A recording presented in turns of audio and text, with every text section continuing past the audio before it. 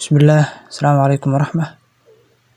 Muuqaalkan haddii la yiraahdo waxaan kusoo qaadanaynaa wax loo yaqaano forgetting curve. Forgetting curve waa jaantus muujinaya sida uu u dhaco ilowshiyuhu siduu u dhaco. Waxay ka dhigan tahay qofka xusuustiisu way soo yaraataa kullama waqtigu sii fogaadaba. Qofka xusuustiisu way soo gaabataa oo way burburtaa kullama waqtigu sii dheeraado. Waqtigu wuu soconayaa, wuu isbedelayaa. Sidaas oo kale xusuustuna waqtiga ayay isla bedelaysaa. Waana wax Ilaahay nagu abuuray oo ilowshiyaha bashar ayaa loo yahay. Waxayse mudan tahay in dadaal looga baxsado. Taas macnaheeduna maaha inaan kasoo horjeedno qadarka Ilaahay.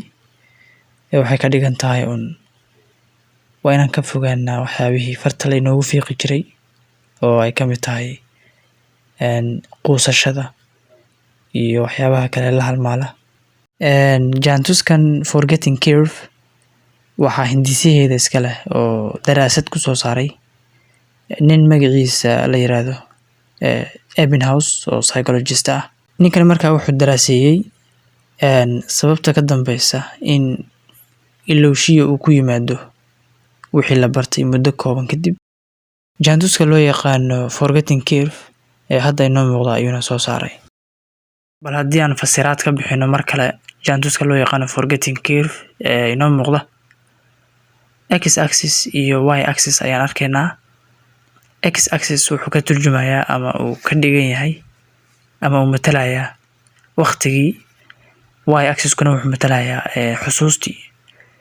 Marka y axis ka waan arkaynaa oo xusuustu markii kor loo tiriyo way sii ziyaadaysaa, haddii hoos loo tiriyana dabcan way nusqaamaysaa.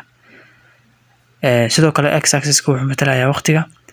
Waqtiguna waa wuu soconayaa, wuu sii fogaanayaa. Marka halkan waxaa ku jira kullama waqtigu sii fogaadaba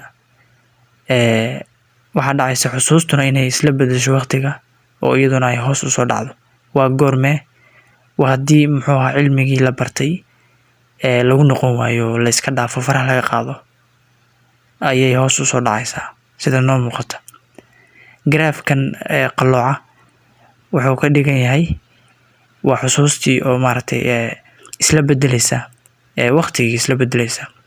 Waqtigu wuu soconayaa, xusuustiina way burburaysaa oo way nusqaamaysaa haddii wixii la bartay lagu noqon waayo, la muraajicin waayo, la fiirin waayo ama la daalaacan waayo. Kolley waxaa laga yaabaa inaad isweydiinayso maxaa cusub oo uu ninkani noo wadaa. Waan ognahay oo qofku haddii uu ku noqon waayo cilmi uu bartay, haddii uu muraajicin waayo, dee waxa weeyaan shaki kuma jiro inuu ilowshiyo inay meesha imaanayso. Anagoo dhan baa ogsoon. Ninkan markaa waxa shayga cusub ee uu meesha noo keenay waxa weeye waa halkii lagu yareyn lahaa ilowshiyaha. Si kale haddii aan u dhigo, waa nidaamkii loo maareyn lahaa forgetting curve ama looga hortagi lahaa ama loo qashqashaadi lahaa curve-gan ama forgetting curve-gan xusuustu ay burburayso, waqtiga isla bedelayso.